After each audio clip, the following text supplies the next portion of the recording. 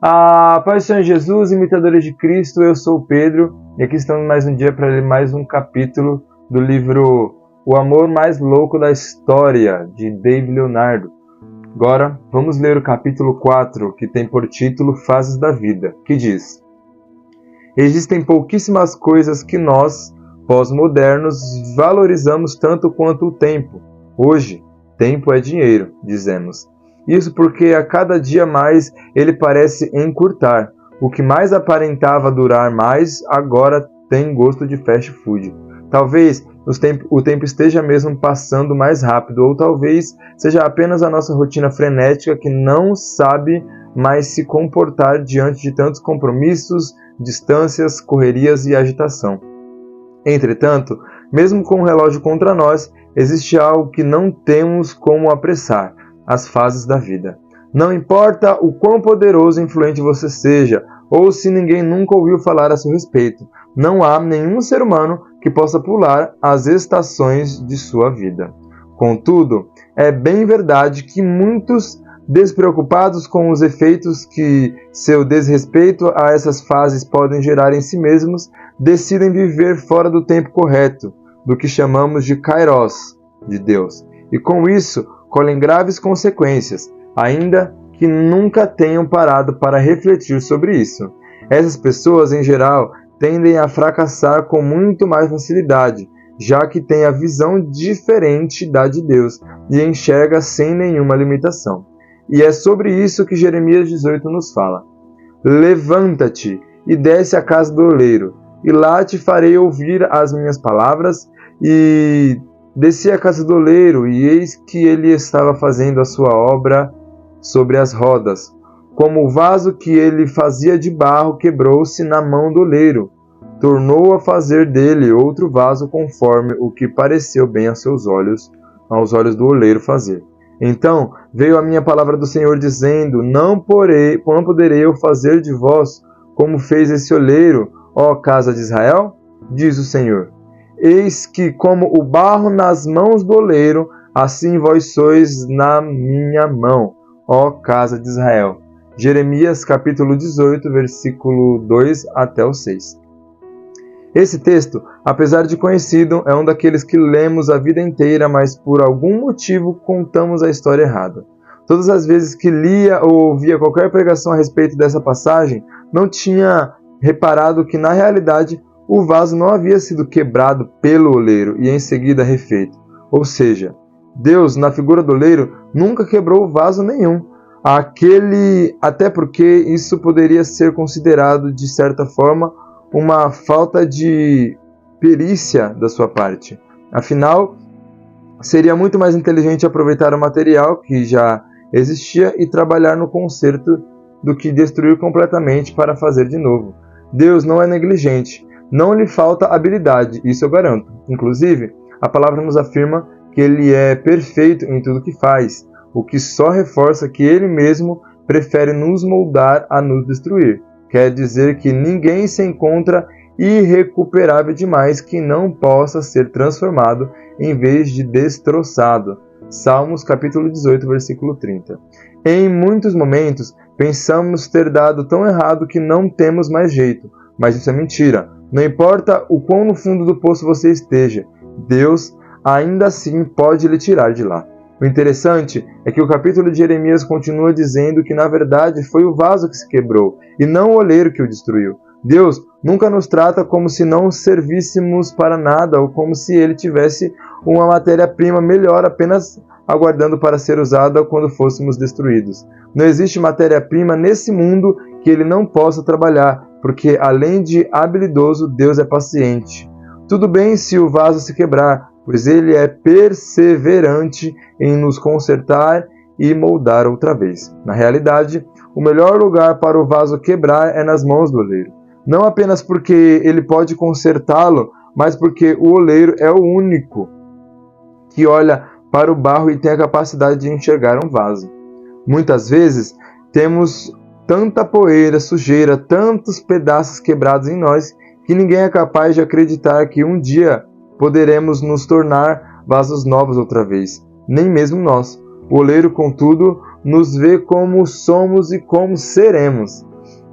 É Ele quem nos fez e molda, quem nos dá valor, porque nós, por nós mesmos, sempre seremos barro. Entretanto, 2 Coríntios nos diz: temos, porém, esse tesouro em vasos de barro, para que a excelência do poder seja de Deus e não de nós. 2 Coríntios, capítulo 4, versículo 7. O que temos de mais precioso em nós é o tesouro que recebemos do céu. Quem merece a glória é quem está dentro e não o recipiente em si. Mas por mais pó que sejamos, Ele ainda assim escolheu nos moldar e chamar de casa. E que honra podermos ser reconhecidos como o lugar onde o Espírito Santo mora. Tantas vezes focamos no que queremos, vivendo de maneira impensada e irresponsável, sem nos importarmos com aquele que habita em nós. 1 Coríntios, capítulo 6, versículo 19 e 20. O próprio Deus escolhe tornar por casa vasos simples e frágeis. O processo de recuperação de um vaso nas olarias primitivas era muito exclusivo, já que era feito à mão, um por um. Começava com a coleta da matéria-prima, geralmente barro ou argila, que inicialmente ficava exposta ao sol para que a decomposição do material orgânico, resíduos animais e vegetais acontecesse. Em seguida, essa matéria-prima era modelada de acordo com a forma desejada em uma máquina manual chamada roda ou roda de oleiro, que funcionava a partir do movimento feito pela força da perna do oleiro. O barro era colocado então sobre um disco pesado, naquela época feita de pedra ou madeira, e assim, conforme o oleiro movimentava o disco e o barro girava em cima dele, o artista, pouco a pouco, umedecia as mãos com água para moldar a peça. Logo após essa etapa, o vaso passava por um período de secagem, em que o excesso de umidade era retirado, até chegar à última fase em que ia para o cozimento no forno. Cada vez que penso nesse processo, eu me fascino ainda mais, não apenas pela maneira como Deus escolheu nos retratar em Jeremias, mas também pela forma como Ele se envolve com nossas fases. Enquanto nos molda, Ele mesmo faz questão de colocar as suas mãos em contato direto com o barro do nosso ser. Quando isso acontece, suas digitais e seu coração também fazem parte dessa moldagem. E quanto mais deixamos com que Ele nos molde, mais suas digitais são impressas em nós. O problema é que sempre julgamos estar prontos demais. O tempo inteiro estamos querendo fazer acontecer. Defendemos que já passamos pelas mãos do oleiro, que já fomos muito moldados e que o que precisamos mesmo é sair para curtir todas as promessas que recebemos. Então, em diversos momentos tentamos nos promover como pregadores, missionários, líderes de adoração e tantos outros cargos, quando na verdade Deus ainda não nos deu carta verde para sairmos da olaria. Ainda não é a hora, você está muito mole. Se eu tirá-lo daqui agora, você irá desmanchar. Por outro lado, é bem verdade também que o nosso processo de modelagem durará até a volta de Cristo. Afinal, sempre teremos de ser transformados em nosso caráter, emoções e tudo que envolve a nossa alma. Mas o que não pode acontecer é desrespeitarmos as fases. No instante em que passamos a querer pular as estações e processos em nossa vida, estamos mais próximos do fracasso do que nunca, porque não é possível completarmos o que Deus espera de nós sem passarmos por transformações constantes na casa do oleiro. A maturidade, coração tratado e um caráter aprovado só têm espaço para se desenvolver à medida que somos tratados por Deus. Dessa forma, os cargos, posições e tudo o que faremos serão apenas uma consequência de quem somos e não aquilo que nos define. Muitos têm caído no erro de pensar que por fazerem demais, serem reconhecidos ou terem uma posição de modelos e referências, mas isso não quer dizer nada se não tiverem sido moldadas e continuarem sendo pelo oleiro. Apenas Deus é aquele que sabe e se envolve em cada fase que passamos. Algumas duram mais, outras menos, mas somente Ele é capaz de nos permitir ou não viver a próxima fase. O nosso papel é simplesmente nos deixarmos moldar, confiar e ter convicção de que aquele que nos chama é quem nos colocará onde devemos estar no momento certo. Se isso acontecer, temos a garantia de que para cada fase que vivermos, teremos um caráter firme para suportar os desafios que ela nos trará. É por esse motivo que se faz tão necessária a submissão e a prestação de contas a uma liderança que pastoreará com amor e verdade. Precisamos estar enraizados em igrejas saudáveis que proporcionarão confrontos e cuidados, porque sozinhos não chegaremos muito longe. Necessitamos um dos outros para sermos afiados e aperfeiçoados para o nosso destino.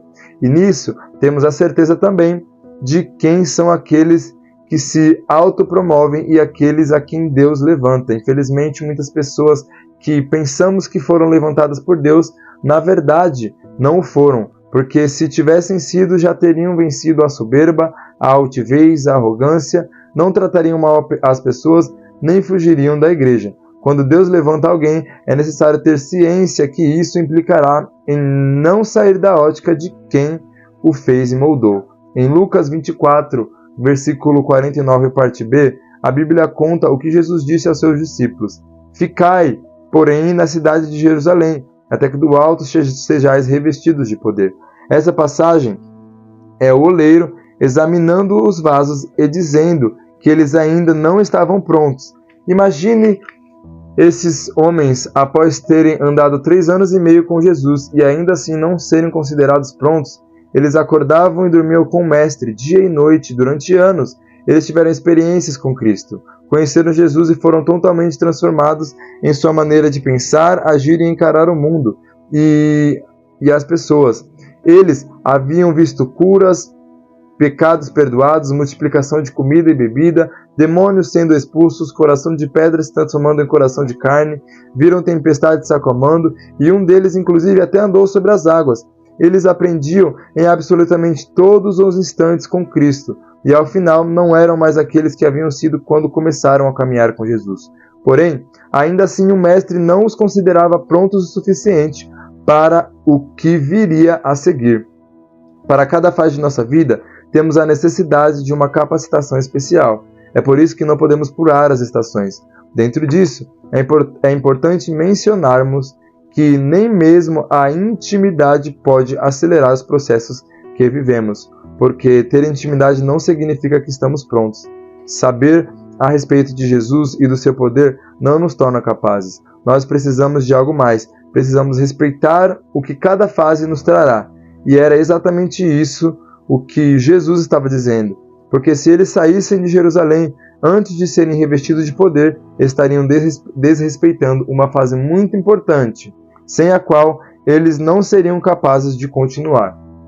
Hoje, esse processo ainda não mudou, mais de 2000 anos depois, e Deus continua trabalhando em nossas vidas por meio de pequenas fases.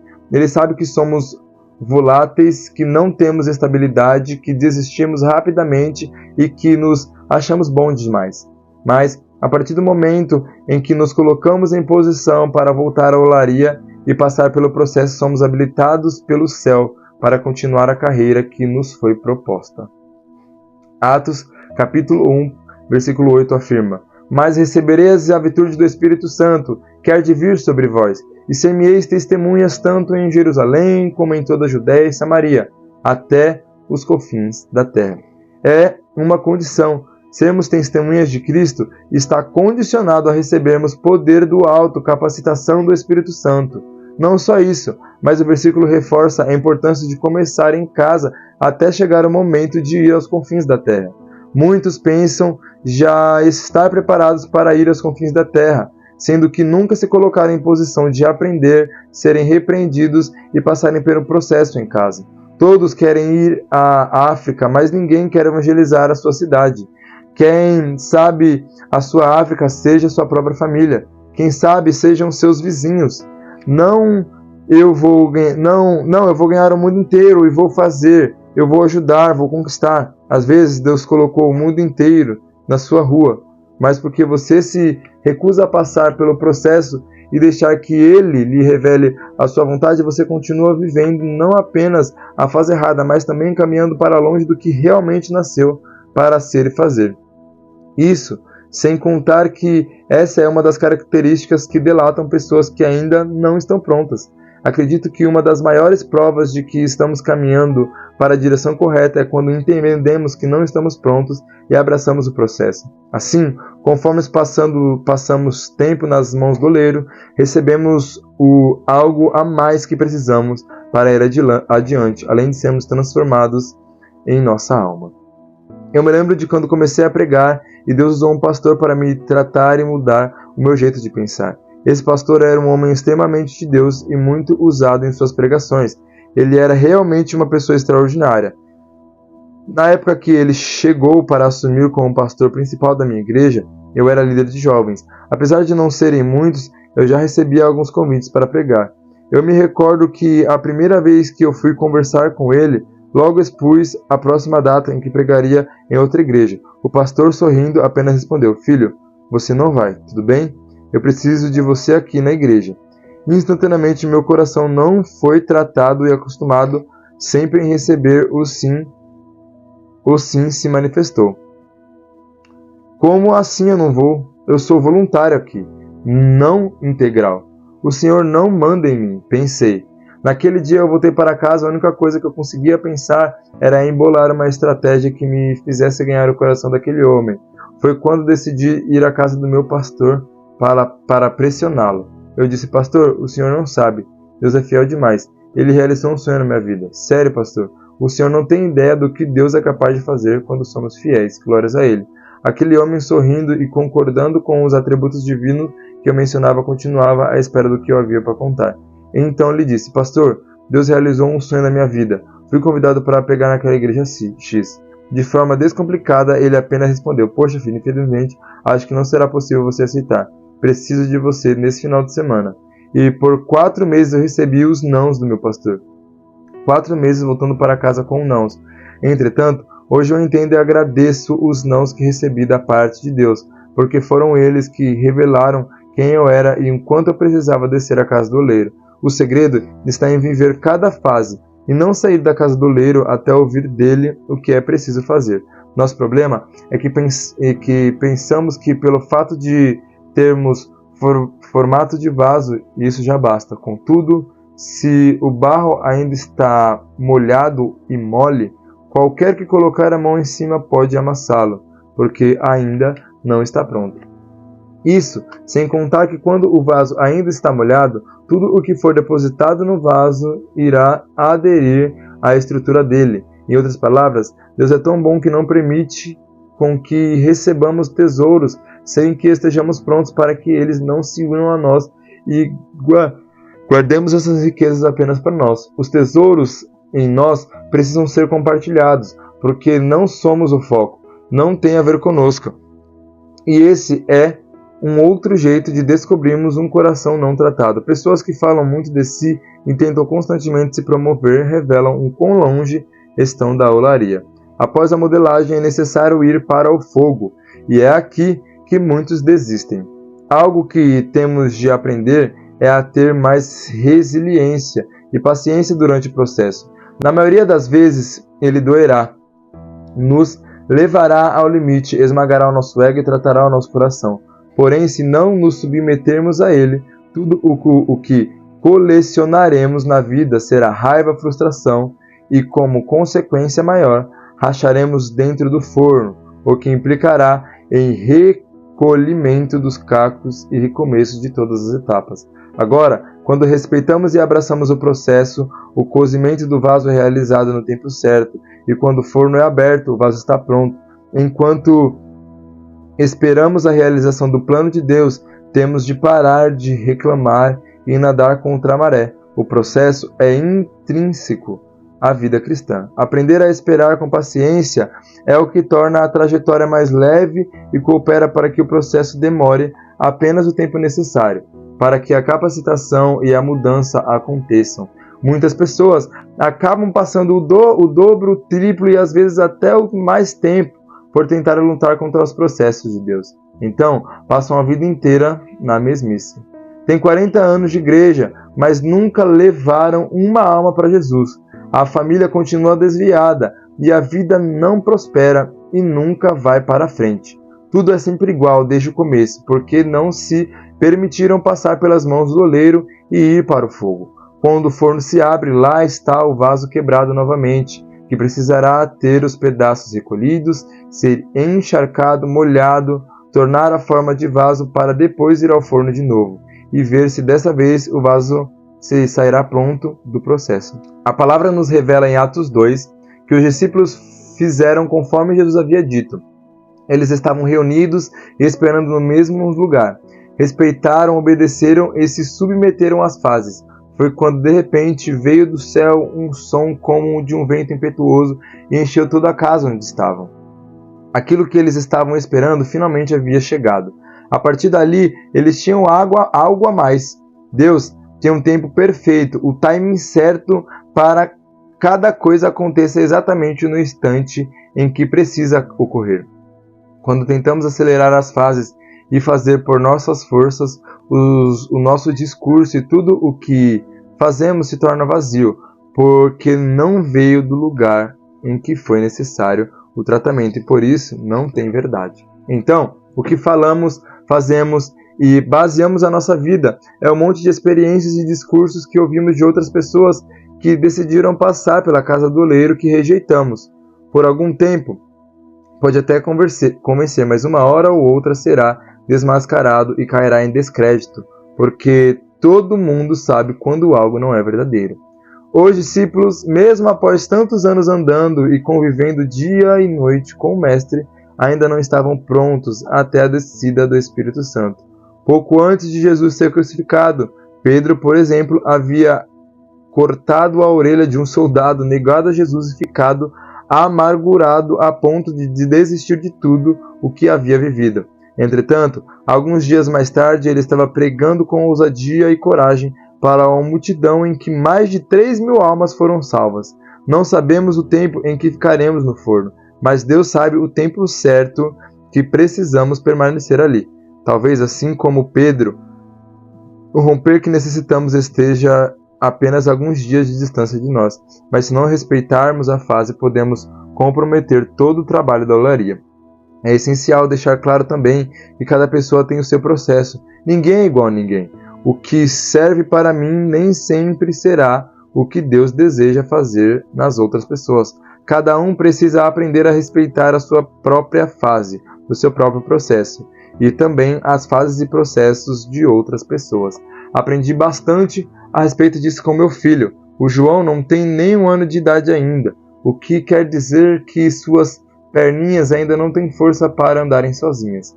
E embora eu o segure em pé e o ajude a treinar dia após dia, a como se firmar e tentar dar os primeiros passos, eu preciso respeitar a sua fase, respeitar que o processo dele demanda tempo e que ele não sairá andando somente porque eu quero.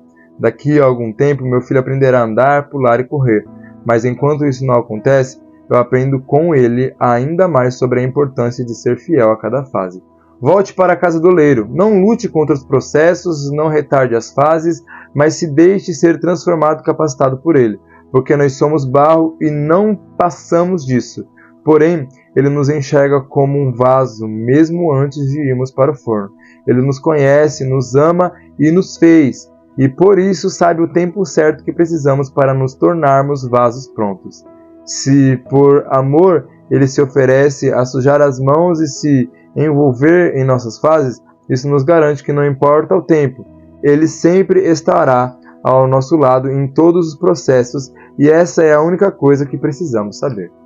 Glória ao Senhor, mais um capítulo finalizado, esse um pouco menor que o último, e o capítulo que nós vamos ler amanhã será o capítulo 5, que tem como título Carência. Então não esquece de se inscrever no canal, mandar esse vídeo para o máximo de pessoas e deixe o seu like, o seu comentário aqui e ver o que você está achando dessa série maravilhosa de leitura que provavelmente nós vamos fazer mais aqui no canal, dia após dia, para que a gente possa entrar nessa vida de leitura constante e ver que isso abençoa a nossa vida de uma forma grandiosa. Então amanhã nós continuamos a leitura do Amor Mais Louco da História de David Leonardo, que tem sido bênção. Então Deus te abençoe por hoje e até a próxima.